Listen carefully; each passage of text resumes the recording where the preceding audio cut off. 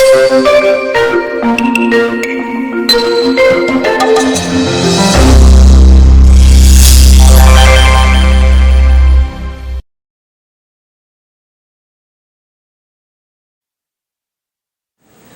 is here. Narito ang Panginoon, kapiling natin. And when God is here, can healing be far away? Ang ating pag-aaral ngayon, pinamagatan natin, how to get well. Paano ba gumagaling mula sa ating maraming mga karamdaman? Salamat Panginoon dahil narito kayo. Hindi lang kayo nasa aming paligid, nandun kayo, nandito sa aming puso. Kaya nais namin, Panginoon, magpalinis sa inyo nang walang maging sagabal sa inyong presensya at pagpapala. Kaluguran niyo po kami, Panginoon. Patawarin niyo po kami sa aming mga kasalanan. Linisin kami at paging dapating lumapit sa iyong banal na harapan upang kayo'y purihin. Dalhan ang aming mga handog, ng aming mga offerings, pasalamatan, sayawan, awitan at hingan ng pagpapala. Nawa, Panginoon, kayo na aming magulang, kayo na aming creator and sustainer, ay magkaroon ng kagalakan sa aming pagsamba. At kayo naman, Panginoon, ay magbigay ng mga biyaya, lalo kagalingan, sapagkat kayo lang aming hinihingan, kayo lang aming inaasahan, kayo lang aming tinatawagan. Our God, our Creator, our Father in heaven, our Sustainer and our Savior, we commit this time to you, asking you to speak to your people. Let your words be our healing, and may our healing be used to glorify your name. Protect us from lies and falsehood, from all untoward events, O God. Protect us from evil men and evil spirits. May your peace reign in our hearts, strengthen our bodies, O God, sharpen our minds. We like to learn from you. Be our teacher. In the name of Jesus, your Son, we pray. Amen. John 9, 1 and 2. As Jesus went along, he saw a man blind from birth. His disciples asked him, Rabbi, who sinned, this man or his parents, that he was born blind? Rabbi ang tawag sa kanya nung una bilang isang guro. Habang siya naglalakad kasama kanyang mga disipulo, may nakita silang isang lalaking bulag mula ng isilang. Hindi lang siya nabulag dahil may nangyari, isinilang pa lang bulag na siya. At napaka-interesting ng tanong. Sabi, guro, sino po ang may kasalanan? Bakit bulag yung taong yan? Siya ba? Dahil siya tong nabulag?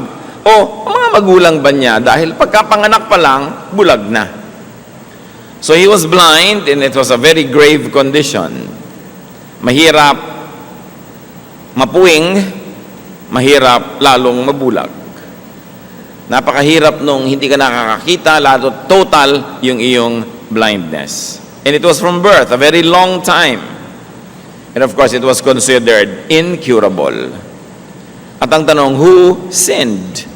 We will notice here that physical illness is being blamed on spiritual deficiency.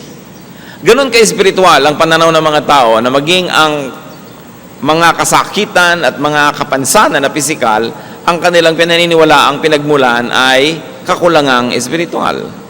John 9:3, neither this man nor his parents sinned, said Jesus, but this happened so that the work of God might be displayed in his life.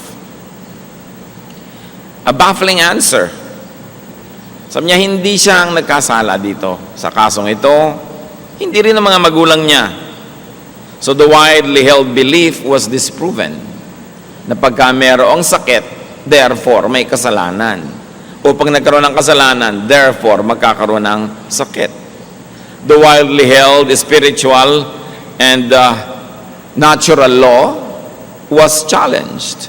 Na pagka mayroong spiritually wrong with a person, magkakaroon siya ng naturally wrong condition. The very terrible condition was no one's fault, sabi ng Panginoon. At lalong mahiwaga, sabi niya, it was for God's exhibit. It was the man's condition, and the man's condition was to serve a divine purpose. Sabi, walang may kasalanan kaya siya ganyan. Niloob ng Diyos na magkaganyan siya para sa isang malaking kapakinabangan ng iba. The man had been suffering, yet it was to be for God's purpose. It was for the benefit of many people. hindi naman bago sa atin ang konsepto ng sacrifice. Ang anak nga ng Diyos na sacrifice, walang kasalanan, pero hindi lang nabulag, namatay, pinatay sa napakasakit na paraan para sa ikabubuti ng marami. Sacrifice, a sacrificial lamb, the concept of sacrifice is deeply ingrained in Jewish and Christian doctrine. Ano po ang isang practical na leksyon para sa atin yan agad-agad? Don't always ascribe problems to sin. Hindi ko may sakit ang isang tao, may problema, nalugi, nasunugan, iisipin mo agad, siguro may kasalanan.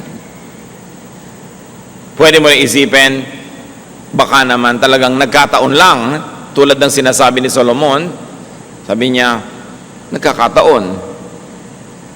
A time and a season for something. Kung minsan naman, pwede mong isipin, parang si Job. Kasi yung tatlong kaibigan ni Job, nung dilu-dilubyo ang buhay niya, matapos makidalamhati sa kanya ng ilang araw, sinabi na, aminin mo na may kasalanan ka, siguradong napakabigat ng kasalanan mo kaya nagkaganyan. At lalong bumigat ang pakiramdam ni Job dahil sa halip na ginhawa ang kanyang makuha sa mga kaibigang nakiramay, pag-uusig ang kanyang tinamo. Baka mamaya may inuusig tayong very righteous person. So don't always blame people for their problems. May problema na nga, sisisihin mo pa. Don't always moralize. Hindi lahat ng bagay merong moral dimension. Meron pala, katulad nito, exceptional case, although kadalasan meron na moral dimension, pero hindi lagi. At kung meron tayong hirap na nadarama, ano man ang katumbas itong pagiging bulag mula pagkabata, find godly use for it. Find godly use for your weakness, for your illness, for your disability, and pray for deliverance. At kung ikaw si Job na dumadaan sa isang pagsubok, again, as exhibit of God's wisdom and God's dispensation, pray that it might finish soon, so that you can get on with your life after you have served a very divine purpose for God's agenda. At kahit mahirap maintindihan, magpasalamat tayo na tayo'y pinili at hinirang ng Diyos na maging kasangkapan para kahit man lang maging exhibit A ng kanyang kaso o ng kanyang argument. John 9:6-7. Having said this, he spit on the ground, made some mud with the saliva, and put it on the man's eyes. Go, he told him, wash in the pool of Siloam. So the man went and washed, and came home seeing. Walang drama yung presentation, a few sentences, ang daming nangyari. So, let's take a look at Jesus' method, instruments of healing. Because that man got healed that very moment. So, dumura siya sa lupa. Pinaghalo ang kanyang laway at ang alikabok. Yaki, sabi ng iba. Pero may mangyayaring himala. Kung ikaw yung bulag, huwag kang payaki-yaki. Napaka-importante na mangyayari. Anong isang elemento na ginamit ng Panginoon sa himala? Yung mismong galing sa Kanya, His element, His spito. Something from Him. Something divine. Yun ang pinagsimulan ng lahat. Tulad ng lilikhain ng Diyos, ang unang tao, something from Him, yung spirit niya. Anong ginawa niya? Hinalo niya sa alabok. Naging tao. Ngayon, nung hinalo ni Jesus, yung galing sa kanya, sa alabok, hindi naging tao, naging putik. Pero di ba ang tao ay dinidescribe din na putik? So you see the pattern of creation and recreation. When God the Father created the first human, yun ang ginawa niya. Now, Jesus was going to recreate the life of this man. Because he was born like that, he had to be born again in another dimension. Kailangan maging iba siya. Once more ang elemento, galing muna sa kanya, and then he spit on the ground an element from the earth. Pattern yan sa Biblia. Pinaghahalo yung galing sa taas at galing dito sa baba. Something common, something profane, being dignified by something divine. So he made mud from his saliva and dust. Ano ang pamamaraan ng Panginoon na ito sa pagpapagaling? mixture of things. Pinaghalo. From above and from below. Very interesting. From the sacred and what you might call the profane or the base.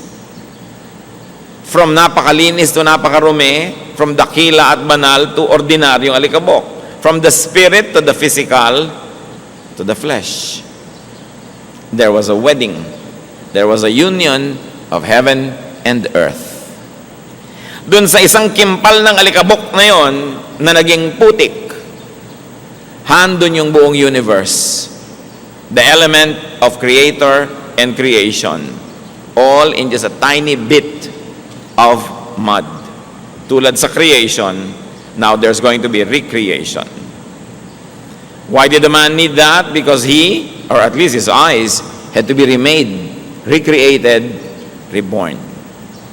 And what did the Lord do? Anong ginawa niyo doon sa putik? Ikinulapol niya sa mata ng pasyente. Hindi sinabi kung nakapikit ang pasyente nung inilagay ang putik o kung nakadilat. Basta inilagay. So what was the Lord's way? Contact. There was a meeting, a joining together. Napakahalaga ng contact ng human at ng divine, ng flesh at ng spirit, ng earth at ng heaven.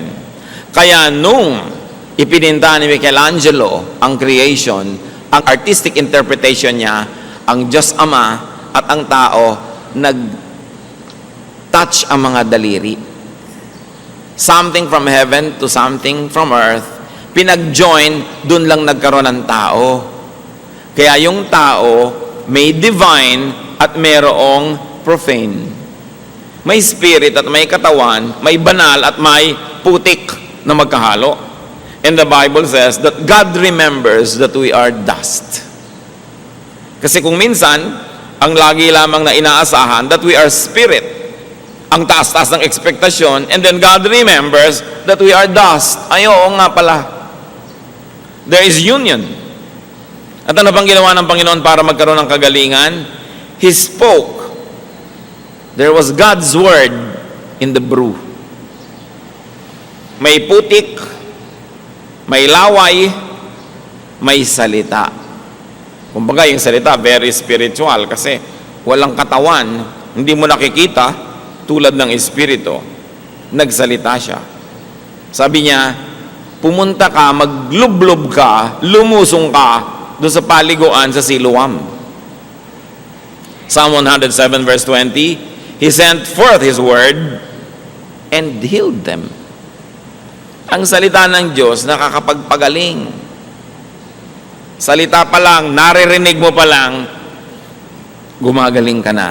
Kung nakabukas, hindi lang ang iyong tenga, kundi ang iyong isip na pinupuntahan ng tenga mo. Pagpasok mo siyempre sa tenga, shoot agad sa brain. Kailangan nakabukas din yung mind, hindi lang yung ears. So God instructs and commands, go wash in the pool of Siloam. Now, this pool is very interesting. Dito rin pinagaling yung lumpo na pinalusong ng Panginoon. Sabi, bakit hindi ka gumagaling? Hindi po ako makalusong pag nakakaukaw yung tubig. Kasi doon yung pool of Siloam, dati yon na templo ni Asclepius, Greek god of medicine. Alam niyo naman ang Greek culture, very prevalent sa Mediterranean at part niya ng Israel. At ang sibilisasyon na ito, na kinokopya ng Roman civilization, ay nakatanim yung kanyang mga maraming marka sa lahat ng lugar. So there was this temple to Asclepius, the Greek god of medicine. At may tubig doon. Dati nasa labas ito ng lungsod. Pero ang ginawa ni Herod Agrippa, nung pinalaki niya ang lungsod, pinalabas niya yung wall, in-extend niya yung mga pader, napalagay sa loob ng city, yung pool na yun. At maraming nagpupunta doon may sakit. Sapagkat paminsan-minsan, biglang kumukulo yung tubig na hindi mainit, parang kinakaukaw, bumubula, parang hinahalo mo. Doon naglulusungan lahat yung mga tao para gumaling. At yung unang lumusong, siya yung gagaling. Kaya hindi ngayon makalusong-lusong si paralitiko dahil nauunahan siya lagi. Kaya sabi ni Lord, hindi ka pala makalusong, buhatin mo na lang yung higaan mo, umuwi ka na at gumaling. Doon din nangyari sa pool na ito. At sabi ng Panginoon, O pumunta ka doon sa Pool of Siloam at doon mo hilamusan yung inilagay kong putik sa'yo. Pumunta yung lalaki, masunurin, gumaling. Ang isang tanong, bakit naman pinapunta pa ni Lord yun? Pool na ni Asclepius yun, isang Greek god, isang pagan god. Ano pa ang pwede nating isipin mga kapatid, na hindi naman talaga kay Asclepius yung pool, talagang ginagamit ng Diyos yun na pampagaling, akala lang ng mga tao kay Asclepius, kaya siya yung napapapurihan, pero ang totoo, sa Diyos Ama sa langit yun, nagkaroon lang ng branding. Kasi ang Diyos lang naman ang healer, walang iba. Satan comes to steal, ano pa? Kill and destroy. Sabi ni Lord, I came that you might have life and have it abundantly. Only God heals. So kung nakakapagpagaling, galing sa Diyos. Nabigyan lang ng credit ang iba. Ang mga Kristiyano naman, takot na takot na, huy, baka sa iba yan, baka galing sa demonyo. Nagpapagaling ba naman ang demonyo? Ba't ka naman natatakot dyan? Baka galing sa Diyos, kaya lang napagkamalan na kung kani-kanino galing, hindi ibig sabihin nun hindi mo na pwedeng gamitin. Kaya nga natin nire-redeem because the earth is the Lord's and everything in it. At ang Panginoon na mismo, ang kinakitaan natin yan.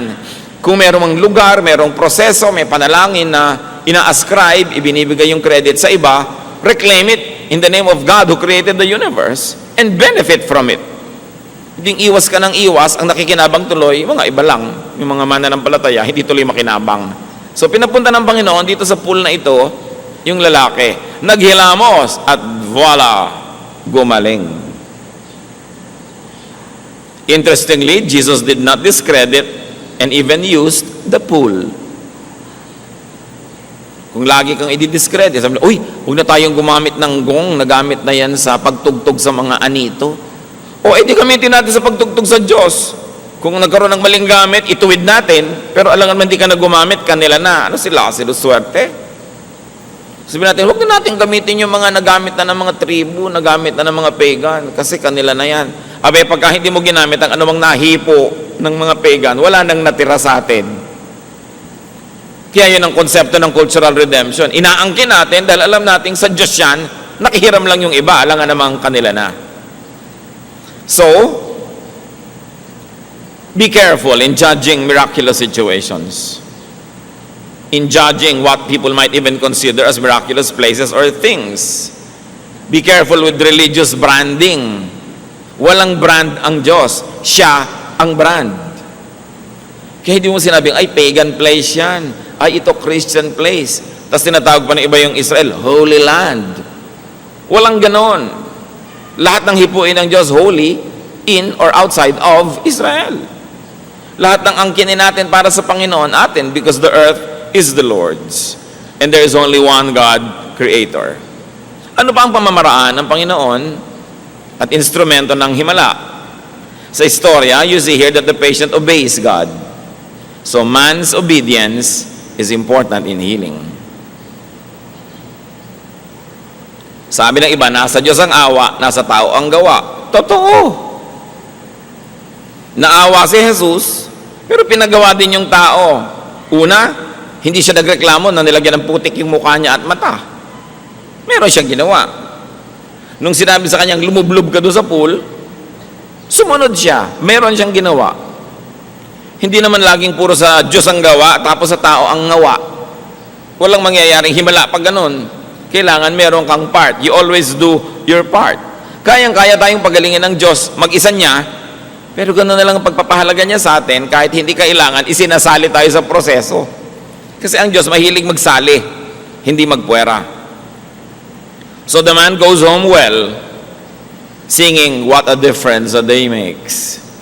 Biruin mo nga naman, sa araw na yun, wala siyang kamalay-malay, maiiba ang buo niyang buhay. At pangalawa niyang kanta, If You Could See Me Now. Kasi nakakakita na rin siya. Ang sarap nga namang kantahin yun. Ngayon, anong ina-expect natin? Matutuwa ang barangay? No. Nagkagulo. Una, nagkagulo dahil yung kilalang-kilala nilang nandun at namamalimos sa paanan at sa hagdanan ng templo, biglang nakakakita. Maganda sana ang kwento, pero nung dinala nila sa mga pare, kasi lahat ng himala dapat dinadala sa pare para i-confirm na, oo nga, may himala. Hindi ba ngayon din ginagawa yan sa Roman Church? Kailangan kung may himala, sabihin ng obispo, himala, fake. Para i-confirm. Nung dinala ngayon si Bulag doon na nakakita na, sabi ng mga pare, teka. Di ba Sabat ngayon? Bakit ka pinagaling ng Sabat? Naku, yung nagpagaling sa'yo, masama. Pakasalanan yun, demonyo yun. Sabi, bakit naman magiging demonyo yun? Gumaling nga ako, nakakapagpagaling ba ang demonyo? Demonyo yun, hindi niya sinunod ng Sabat. Ang nakita ng mga pare, yung problema, hindi yung solusyon. They problematize the healing.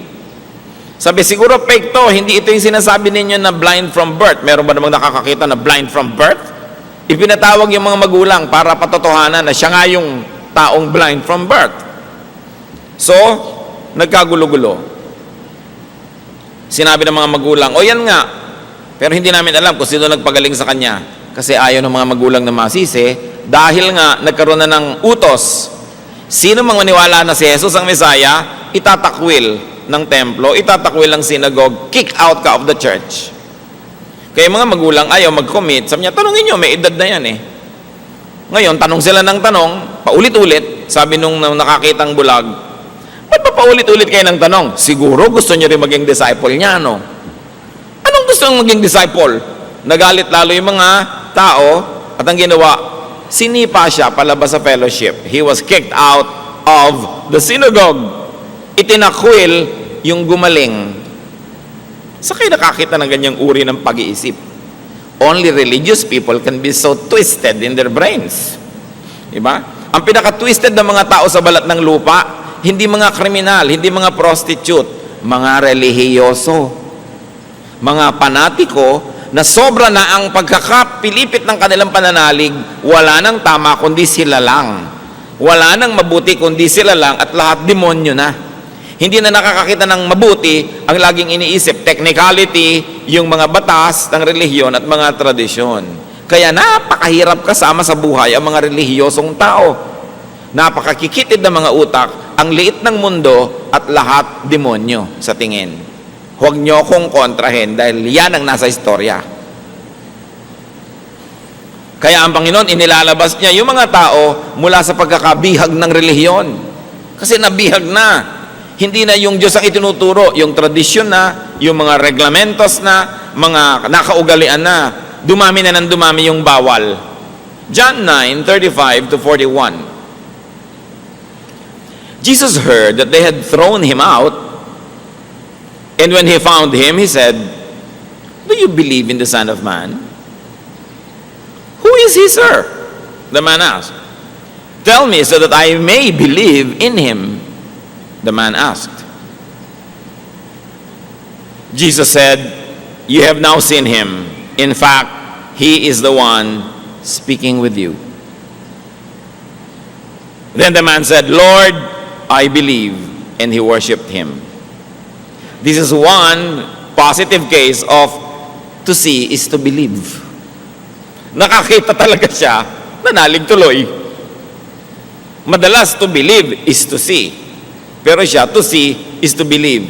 Pero ang totoo, meron ng naunang belief. Kasi kung wala naman siyang paniniwala, hindi siya magpapalagay ng putik at hindi siya lulusong doon sa tubig. So may konting pananalig, at yung konti na yon, naging capital niya, sinunod niya, kumilo siya ayon sa konting pananalig, at dahil doon, napaghimalaan, nagkaroon ngayon ng malaking pananalig.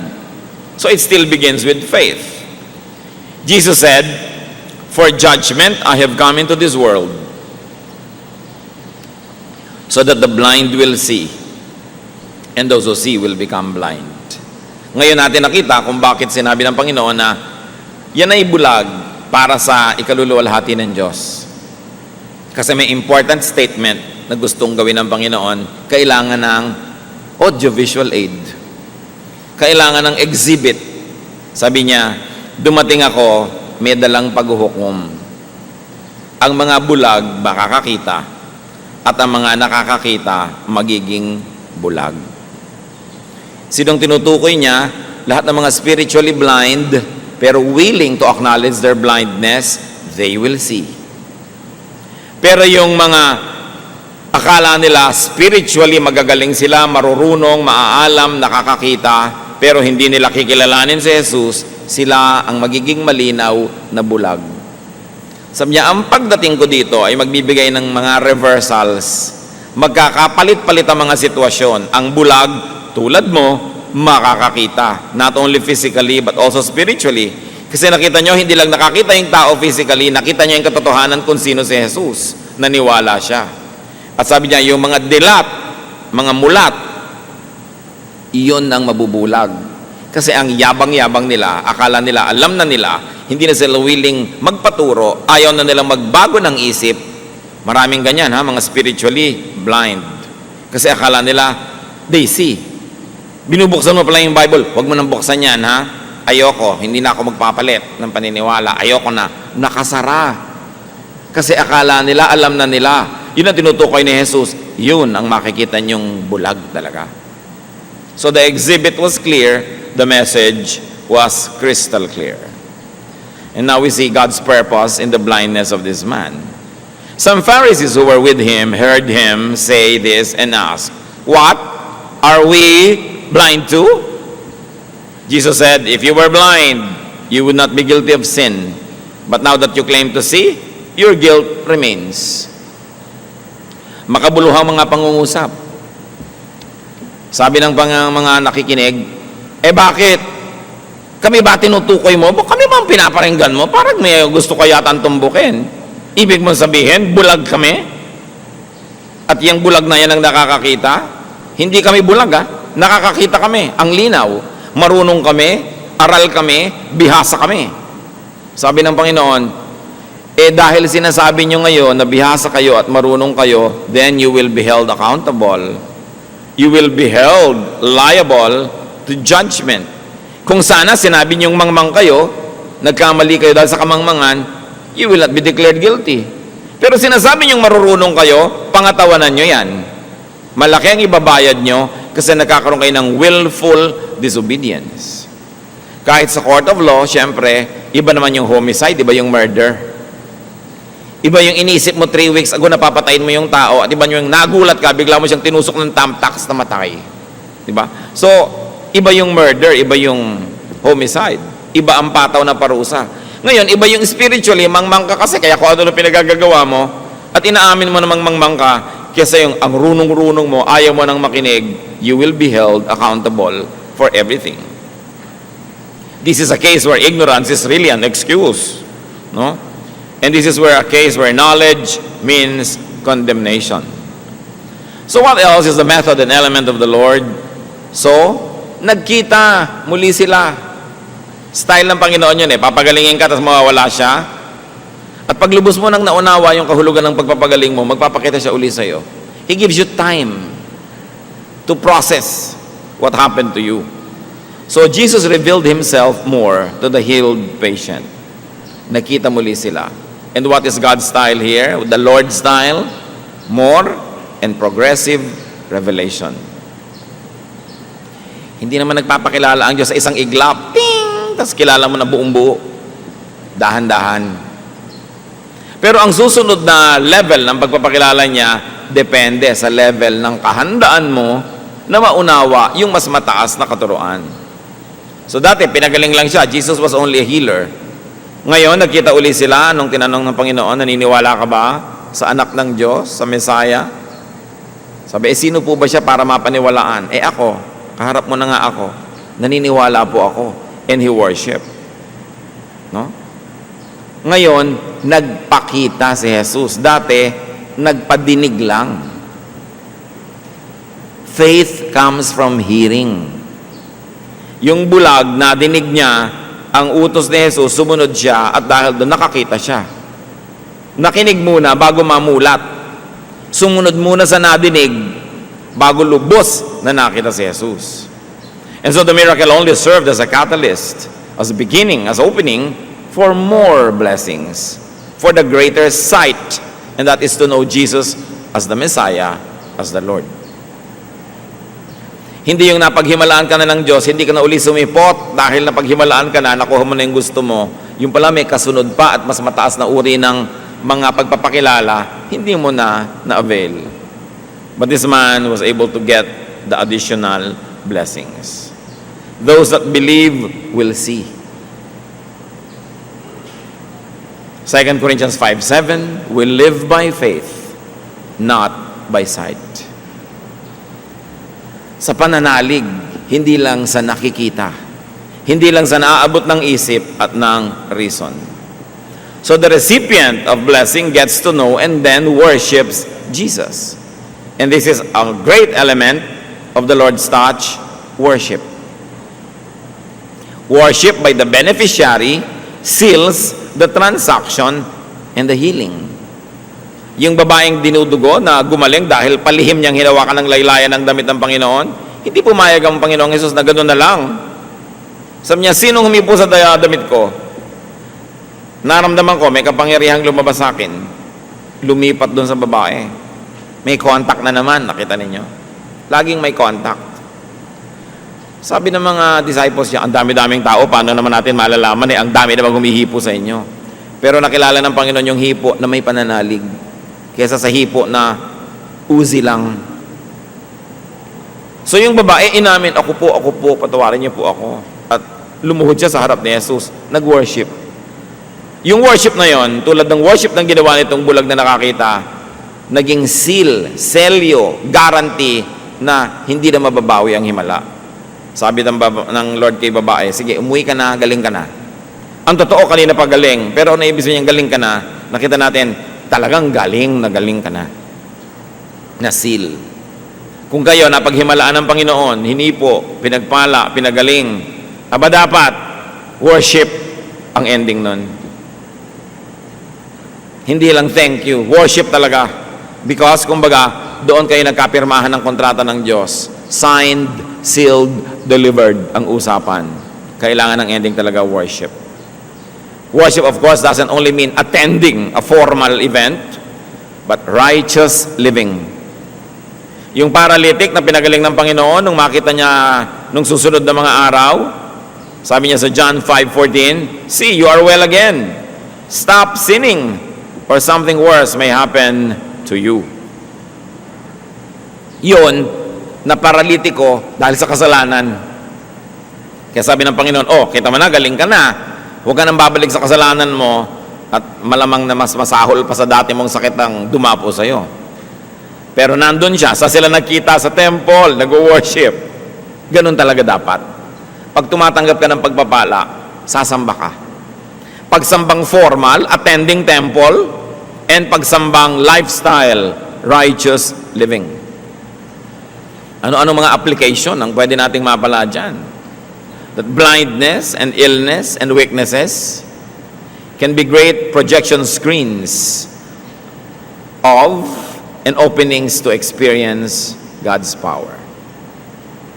Kung meron kayong weakness, sakit, problema, pag pinayagan nyo ang Panginoon mag-project ng mensahe doon, mababasa ng mundo ang mensahe niya, magagamit sa mabuti ang inyong pagkakasakit, at pag nagamit na sa mabuti, kagaling na kayo. Katulad ng pilay na pinalakad, yung kanyang pagkapilay ang nagpaliwanag sa tao kung sino si Jesus. Katulad ng alak na naubos, problema, dahil naubos yun, nakilala ko sino si Jesus, naghimala siya. Itong taong bulag, dahil siya'y bulag, nabigyan tuloy ng paningin, nakilala si Jesus. Kung dati ka nang nakakakita, di walang makikita na ginawa sa'yo ang Panginoon. Kaya kadalasan, mas maganda yung mga patotoo ng mga taong galing talaga sa pinakamadilim at pinakamaruruming pusali. Kasi nakita kung paano sila nalinis. It is about turning a disadvantage into an advantage. Kaya sabi ni Paul, alam nyo, ang dami kong kapintasan, ang dami kong problema, ang dami kong paghihirap, pero lahat ng yan, ginagamit kong screen para makita ang luwalhati ng Diyos. Na kahit wala akong pera, kumakain ako, kahit ako pinapatay nila, buhay pa ako. Ayan, sinong nakikita? Ang kilos ng Diyos. Turn your lives, especially your problems and weaknesses, into screens by which God could project His power, His holiness, His love, and many people will see it as you experience it. Kaya ang sabi ni Paul sa 2 Corinthians 12:10, for when I am weak, then I am strong. Kasi kung kulang ako, di pupunuin ako ng Lord, yung kakulangan ko, yun ang kapunuan ko. Kung saan ako mahina, papalakasin niya ako. Di yung hina ko, magiging lakas. Pero yung lakas ko na ipinagyayabang ko na, hindi napupunuin ng Diyos kasi pinagyayabang ko na, iniisip ko puno na, ba't pa niya dadagdagan? Yun ngayon na magiging kakulangan ko. Kaya ina-acknowledge natin kahinaan, magiging lakas, at yung ipinagyayabang nating lakas, magiging kahinaan. Kasi sa sarili na tayo sumasamba. Pag pinansin natin yung tao, wala tayong nakitang pait sa kanyang ugali o attitude.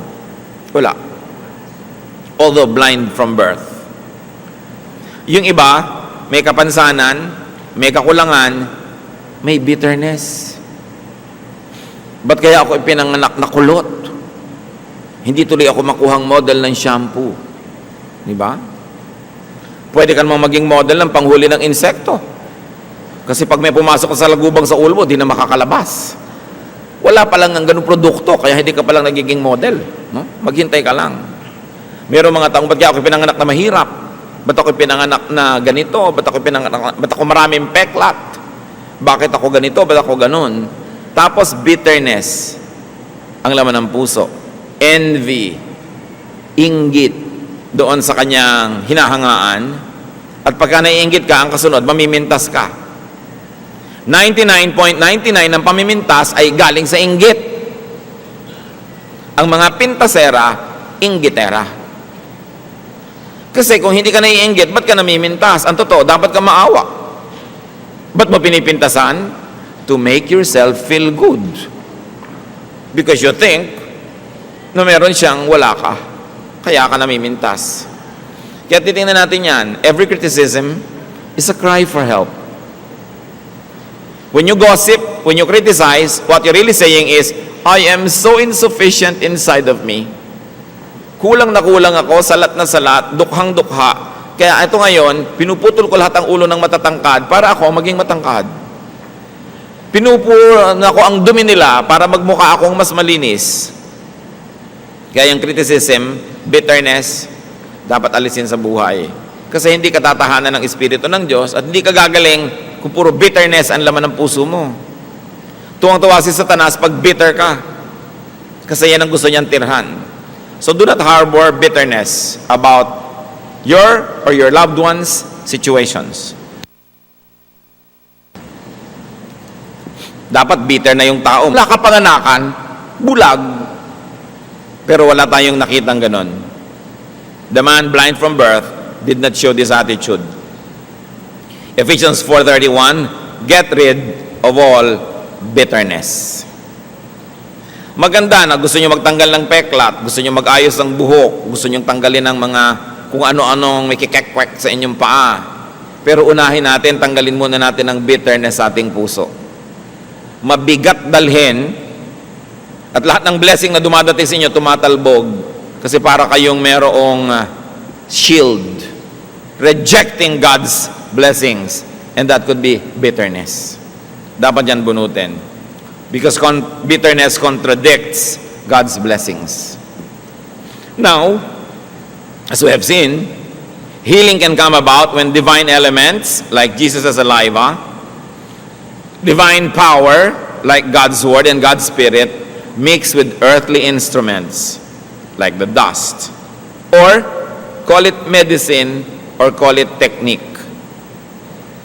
Pag yung galing sa Diyos, nakiisa dun sa elemento ng earthly life and then touch the sick person's weak or sick body parts or spiritual illnesses, the patient receives God's touch. The patient hears and obeys God's prescriptions and commands. Nagkakaroon ng healing pag yung power ng Diyos ay nakakapartner ng ating kahinaan. Pagka yung kanyang pag-ibig nakakapartner ng ating pangangailangan. Pagka yung kanyang kapangyarihan ay pumapasok sa earthly dimensions. The saliva of Jesus mixing with dust. The Spirit of God mixing with dust. The Word of God getting into our brains, which is matter, and spirit. Kasi ang layo ng nararating yan, beyond the skull, nagkakaroon ng himala. Think about that. Paano isisilang sa inyong physical world yung spiritual power of God. Tulad ng paano isinilang si Jesus sa physical world, samantalang siya ay galing sa kabila at siya ay espiritu ng anak ng Diyos. Kailangang isilang sa inyong buhay yung hindi nakikita, hindi nahihipo na kapangyarihan ng Diyos. We've got to allow the invisible power of God to be incarnate in our lives. Paano nyo gagawin yon? Isipin nyo at ipanalangin. Personal yan na pagsisikap. Ngayon may tanong. Bakit daw ang daming naboborn again, nagba-Bible study, lumalapit sa Diyos, kasi lang may problema? Sabi pa nga ng iba, yung religion naman, saklay lang yan, crutch lang yan, ng mga may kapansanan, ng mga may pangangailangan, ng mga mahihina, ng mga walang pag-asa. Salamat, may napupuntahan yung mahihina, yung mga walang pag-asa, at yung may pangangailangan. Kasi kadalasan mga kapatid, di ba pinag-usapan natin yung contact point? Yung lugar at panahon na ang Diyos at ang tao ay nagkakadikit, kadalasan, nabibigyan lang natin ng puwang na dumikit sa atin dun sa lugar at oras ng ating pangangailangan. Bigla kang nawala ng brake habang nagdadrive ka sa Cannon Road, bigla kang nagdasal, nagka-contact point. Pero kung wala kang problema, siguro, kanta ka lang ng kanta, tugtog ka ng tugtog, pero wala kang dasal. Biglang nagkasakit ang nanay mo ng malubhang sakit, eto ka ngayon, pray ng pray, text pa ng text sa iba, ipag-pray yung nanay ko. Nagkaroon ng opening. Kasi maraming tao mga kapatid, kung hindi pa malugi sa negosyo, masunugan, manganib ang buhay, magkasakit, maghirap, iwan ng nobyo, hindi maaalala ang Diyos. Hindi magbubukas sa Diyos, wala tuloy contact point.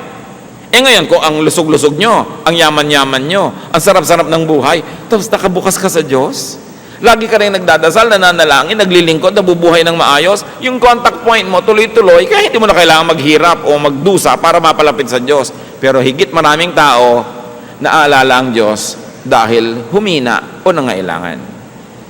Contact point. Ang contact point ng mama na to, yung blindness. Yung iba, yung paralysis. Yung iba, yung gutom na gutom, pinakain ni Lord, nagkaroon ng contact point. Kayo mga kapatid, anong contact point nyo sa Diyos? Kailan kayo nagiging very godly? Pag marami kayong pera o pag wala? Kasi pag nagiging godly kayo, pag wala kayong pera, dadalasan ng Diyos na wala kayong pera. Diba? Sabi, ang lapit-lapit ng anak ko na ito sa akin pagka walang makakain. Bigyan ko nga ito ng hanggang pinipig lang ng mga pagkain araw-araw para laging lumapit kasi miss ko na siya. Gusto ko siya laging kasama. Pero kung ang lapit-lapit nyo sa Diyos sa oras ng inyong kalakasan, ang lakas-lakas nyo, naglilingkod kayo, sabi ni Lord, lalo ko itong papalakasin kasi yun ang contact point. Kayo, kung busy kayo, walang contact point kasi nawawala ang Diyos sa schedule nyo, anong ginagawa ni Satanas? Lagi kang ginagawang busy para talagang hindi ka na makakontak. Pero kung busy ka na, iaagaw mo ang Panginoon, sabi ni Lord, I will always bless yung business niya, magiging fruitful. Kasi hindi naman ako napupwera sa agenda niya kahit busy siya. Kung ang dami-dami mong pera, laging kasama ang Diyos sa plano, sa budget, kasama, malalong dadamihan ni Lord. Sabi niya, hindi siya nabubulag ng pera, hindi na ilalayo sa akin, inilalapit pa nga, damihan ko nga. Alam niyo, kung gusto tayong pagpalain ng Diyos, wala namang makakapigil. Kung ayaw kayong pagpalain, wala ring makakapilit, kasi Diyos siya. Kaya yung iba na pinipintas sila, simba naman kayo ng simba, kasi lang weak ang karakter nyo. Yun yung blind na ina-accept ang blindness niya, yun ang makakakita. Pero yung ayaw sabing, hindi ako weak, hindi ko kailangan yan, yun ang mananatiling blind. As we have seen very clearly in the story. No? Because of their weakness, when people surrender their weakness to God, that becomes the contact point. Huwag na nating antayin lagi tayong maging weak para kumontak. Pero kung weak na, we know that we have hope. Kaya inaawit-awit natin, God is here. Let the weak say, I am strong. Let the sick say, I am well, because God is here. Pero meron bang contact point? Meron bang opening? Kadalasan, ang nagiging opening, halimbawa, umattend ka ng isang Bible study, may nadinig ka isang kanta o may nadinig kang mensahe, Pumasok talaga sa isip mo, hindi lang sa tenga, nagka-contact point. Kaya mahalaga, nagba-Bible study, nakikinig, because faith comes from hearing. Now, healing should reveal Jesus and should reveal God the Father. Healing should let the recipient know God more. Healing should lead to worship. What could be your loved one's illness? May mahal ba tayo sa buhay na mayroong physical, mental, emotional, or spiritual illness? O tayo ba meron? Huwag niyong hayaan yon na ipanghina ng loob niyo. Turn it into a blessing. Turn it into an empty screen ready to project God's light. Meron ba tayong mga kabiguan? Huwag yung sobrang ikalungkot. Use it as a contact point with God. Surrender your sorrows, your failures, your weaknesses to God. At tulad nung daliri ng Diyos Ama, artistically represented in this painting by Michelangelo, to match, humipo, dumikit sa dulo ng daliri ni Adan at nagkaroon ng power exchange. Lumipat kay Adan, lumipat sa tao ang Espiritu ng Diyos. Let the Spirit of God mix with and empower any appropriate, available, and useful instrument to touch you. Tulad noon, putik. Kung maselan yung bulag, ayoko niyan, putik. Wala bang baking soda? Di ba? Baking soda na lang para medyo acceptable. Bakit naman putik? Sa'yo nang pinili ng Diyos para ka i-bless eh. Ngayon, kung pinipili ng Diyos na i-bless, isang dating maruming tao na ngayon ay nagpapatotoo sa'yo at gusto kang dalhin sa Panginoon, nung sabihin, hoy, tingnan mo nga ang record mo bago ka magsalita sa akin. Hindi ka mabe-bless. Minsan gusto kang i-bless ng Panginoon sa isang pastor na walang pustiso. Hirap na hirap mag-pronounce lahat ng PF kasi walang ngipin. Ayoko makinig dyan. Tumatalsik ang laway, etc., etc. Kung doon kayo be-bless, ang selan-selan mo. Merong mga taong ayoko sa pastor na yan, hindi ko gusto ang hairstyle niya, hindi ko gusto ang bla bla bla. Sino ba naman ang taong may gusto doon sa putik? Kung yung ba ang gagamitin ng Panginoon, i-welcome nyo at siguradong magiging blessing. Marami tayong tinatanggihan dahil sa ating mga kaartehan. Maybe a teaching or a teacher. Kung minsan ayaw mo ng teaching, wala ka namang makikitang teacher sa mundo na 100% ang ituturo, gusto mong marinig eh. Ang tatanong mo lang sa sarili mo, pag nadidig ko ba ito, nagbabago ba yung buhay ko? Do I become a better person? Do I become godlier? At kung yun ang nagiging effect, general effect, hindi ko napapansin yung mga maliliit na effect that bothers me. Wala namang 100% nagkakasundo. Minsan ayaw mo nung teacher, ayaw mo nung teaching, ayaw mo nung situation. Meron pang ayoko mag-host ng Bible study sa bahay kasi matagal na silang nakaalis, naglilinis pa ako. Pero alam nyo kung sino talaga nabe-bless yung host kasi hindi siya pwedeng umabsent. Kung minsan, kailangan inoobliga mo sarili mo eh. Kasi kung binibigyan mo yung sarili mo ng andaming leeway, andaming kaluwagan, ginagamit mo yung luwag para lumayo, nawawala yung contact point. Yung mga dapat yung laging late sa church, ibigay yung susi, ikaw magbukas. Para talagang bumangon ng maaga. Maraming beses mga kapatid, dapat natin pilitin ang sarili natin para magka-contact point. Kasi kung likas lang ang susundin natin sa sarili natin, puro palayo sa Diyos, puro layaw at katamaran ang gugustuhin natin. God is looking for contact points. Humahanap siya ng dadapuan. Kung airplane ng Diyos, eto, naghihintay na mag-landing sa'yo, meron ka bang airport? Meron ka bang airstrip para landingan ng Diyos? O pagod na kaiikot, walang malandingan, tapos ang daming helipad para kay Satan. Kasi si Satan din prowls around looking for someone to devour. Hanap din niya ng landing point. Saan kaya ang contact point ko? Ang taong ito, pag gutom, mainit ang ulo, gugutumin ko nga. May contact point si Satanas. Ang taong ito, pagka mataas ang sugar, ganito ang mangyayari sa kanya. So, huwag mong pataasin para huwag magkaroon ng contact point si Satan. Diba? Ang lalaking ito, pagka nakakakita ng nakaminiskirt, talagang nauulol. O di, huwag kang tumingin para hindi ka maulol kasi contact point. Pero contact point ng temptation. Tatandaan natin, ang Diyos at si Satanas, parehong naghahanap ng malalandingan. Tingnan mong sarili mo kung kanino ka hospitable. Sa mga lifestyle, sa ginagawa natin, sinong gusto natin maglanding? Madaliin malaman. Ingatan. Linisin natin ating mga sarili para tayo daluyan ng pagpapala ng Diyos. Tulad nung taong nakakita, dahil sa patotoo niya, marami siyang madadala sa Panginoon. 2 Timothy 2:21, if a man cleanses himself, he will be an instrument for noble purposes. Made holy, useful to the master, and prepared to do any good work. Now, kahit tayo marumi, nagagamit tayo ng Diyos kung gusto niya tayong gamitin. Kaya yung mga ibang worker, nalilibang, sabi nila, meron naman akong kasalanan, pero effective pa rin akong singer eh. Kahit may kasalanan ako, effective pa rin akong dancer. Effective pa rin akong teacher o preacher. Akala nila ngayon, pwede nang pagsamahin yung dalawa.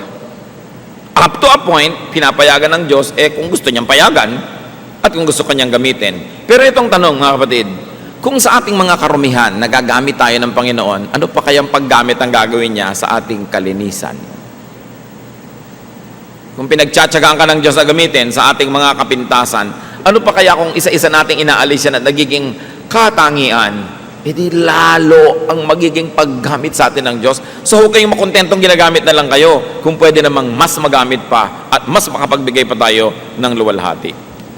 Napakahalaga.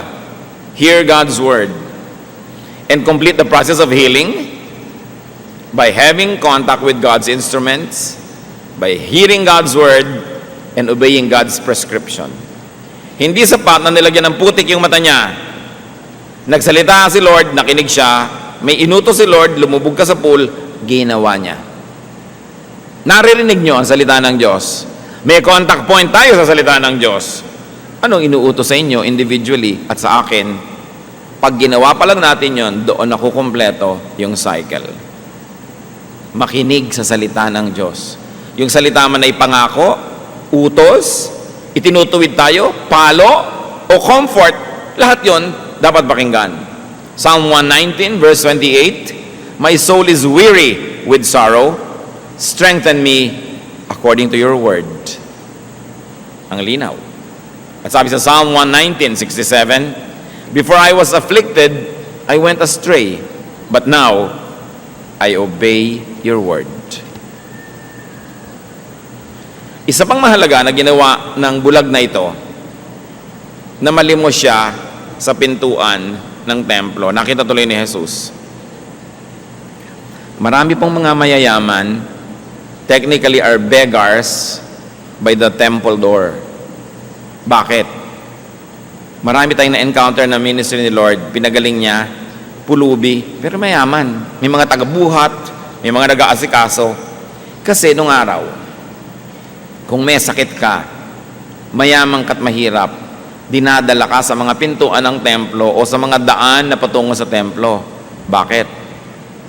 Pinaniniwalaan ng mga tao noong unang panahon na kung ikaw ay nasa paanan ng templo o sa pintuan ng templo, darating at darating at darating yung panahon na may pupunta sa templong isang banal na tao na makikita ang iyong kalagayan at mapapayuhan ka o mabibigyan ka ng lunas. Kaya mayamat mahirap na mamalimos doon sa may templo. Hindi lang pera ang hinihinging limos, kundi runong ng maaring dumaan na isang pantas. So paano gumagaling ang mga tao? Pagpapakumbaba, pagtanggap ng iyong pangangailangan at paglalagay sa sarili mo doon sa pwede kang madaanan ng pwedeng magpayo, available ka kasi. So kung meron tayo mga pangangailangan, do not hesitate to beg, whatever it means in your life. To be at the temple steps and door, and to let the holy man touch you and prescribe healing. Kung sino man yung gamitin na yun ng Diyos, makapagpayo sa iyo, makapanalangin para sa iyo, yun yung equivalent ng mga holy men of the past. Meron kayong kamag-anak, mahal sa buhay, na nangangailangan ng healing ng Diyos, bring that loved one at the temple door. Ilapit nyo kung saan maaaring siya ay makatanggap ng pagpapalang espiritual. And when you receive blessings, give glory to God. Worship like that man. So merong stages yung buhay ng tao. Bulag, nangangailangan na ang pagpapagaling, nagkaroon ng encounter with Jesus, nilagyan ng putik, pero hindi pa tapos yun, pinapunta pa doon sa tubig, naghilamos doon, pagkatapos gumaling, pagkatapos nagkaroon ng problema dahil sa kanyang paggaling, pero nanindigan siya para kay Jesus, at ang ending, pumunta siya sa temple to worship, muli niyang na-encounter si Lord at nagpakilala ng lubos sa kanya, at siya'y sumamba ng totoo, na seal yung pagpapagaling. Ang tanong, kung tayo po yung bulag na taong yon, nasang stage kayo ngayon? Bulag pa ba? Kinakausap na ba? Nalagyan na ba ng putik pero hindi pa sumusunod doon sa tubig? Naghilamos na ba't nakakita? Tapos ngayon nagkaroon ng problema. Maraming ganyan. Pag napalapit kayo sa Diyos, ang kakaproblema kayo, magagalit yung mga kamag-anak nyo, magagalit yung mga kung sino-sino. Pero naninindigan na ba? At nagwo-worship na ba? At lalong nakikilala ang Panginoon. Ang totoo, tayo yung blind man sa kwento. Kasi kung hindi tayo yon, ba't pa tayo nagbabasa? Para ano? Para maaliw? God's Word is here because it is for our healing. And unless you assume the position of the patient, God cannot be your healer. Maliban na lang gusto nyo kayo yung healer sa kwento. Masyadong matayog na ambisyon. Tayo yung pasyente. Ano ang relevance ng kwentong ito sa ating lahat? Ama namin sa langit, salamat sapagkat sa mga ganito mga kasaysayan, na bagamat totoo, literal na nangyari, may pakinabang kami dahil meron din itong symbolic value. Ipakita nyo sa amin kung anong kalagayan namin in relation to that blind man. Kumisan, kami naman yung mga kontrabidang Pharisees. Kumisan, kami yung mga magulang na ayaw managot. Kumisan, kami yung putik. Na bagamat putik kami at marumi, hinahaluan nyo, Lord, ng inyong blessing, ng inyong anointing, ng inyong matatawag na saliva. At dahil kahit kami putik, sinaluan ng inyong banal na elemento, nagiging instrumento naman kami para magpagaling din sa iba. Salamat po. Dahil kahit may kakulangan kami, kapintasan, may nabe-bless din sa aming mga ministries. May nagagawa rin kayong mabuti sa pamamagitan namin. Turuan nyo kami maging faithful na putik, na kahit putik, may laway nyo naman, so magagamit sa magagandang mga adhikain. Teach us, O Lord, not to be hindered by our limitations, by our past, by our shortcomings, but allow us and teach us and remind us to always rely on that saliva that comes from you that gives us value kahit putik kami. At sa pagtingin namin sa aming kapwa, nawawag lang yung putik na bahagi nila ang makita namin yung spirito nyo na nananahan din sa Kanya. Matuto kaming gumalang, magpahalaga sa aming kapwa, at maging bukas din kami sa kanilang mga paglilingkod, ministrations at pagpapagaling dahil instrumento mo rin sila to bless us. Turuan mo kami, Lord, kung anong personal yung mensahe sa amin sa kwentong ito. Magbulay-bulay tayo sumandali, manatiling nakayuko, nag-iisip, tumatanggap ng mga bulong ng Espiritu ng Diyos.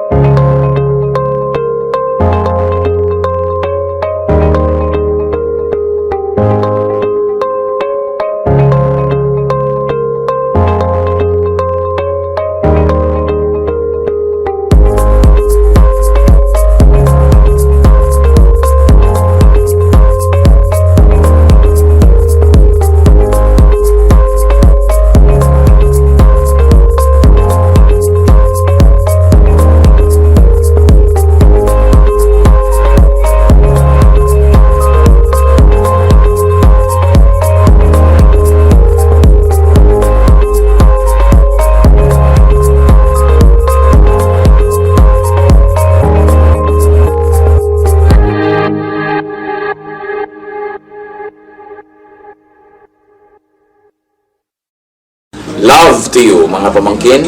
Dito tayo mag-aral ng salita ng Diyos. Dito tayo mag-aral ng mga practical na bagay. Magdalanginan para sa isa't isa. Makinig ng mga mensahe. At dito tayo magsasama-sama spiritually sa ating official Ed Lapis YouTube channel na ang address ay Sabi ni Kuya Ed. Remember, dito tayo ha. Sabi ni Kuya Ed, ang ating official YouTube channel.